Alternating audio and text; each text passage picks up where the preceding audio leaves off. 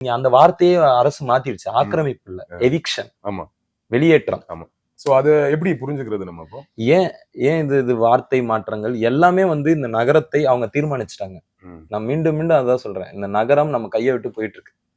கையை விட்டு போகக்கூடாதுன்னு ஒரு 2 ஜோன் மக்கள், 2000 தொழிலாளர்கள் அவங்க வாழ்க்கையை அர்ப்பணிச்சு உயிர பணையம் வச்சு, ஏன்னா 100 நாள் போராடுறது சாதாரணம் கிடையாது. 100 நாள் வேலைக்கு போலாம்.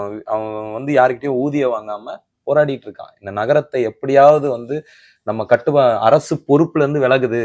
அதை பொறுப்புல இருந்து விலக வைக்காம அது பொறுப்புலயே இந்த நகரத்தை வைத்துக் கொள்வதற்கான போராட்டம் என்பது நமக்கான போராட்டம். இவங்க வைக்கக்கூடிய கான்ட்ராக்டுக்கும் இவங்க கொடுக்கக்கூடிய சம்பளத்துக்கும் மலைக்கும் மடுவுக்குமான வேறுபாடு. நீங்க மிஞ்சி போனா ஒரு தூய்மை பணியாளருக்கு எவ்வளவு சம்பளம் கொடுப்பீங்க? 20,000 ரூபாய், 21,000 ரூபாய் பிடிப்பெல்லாம் போக ஒரு பர்மனண்டான வேலை.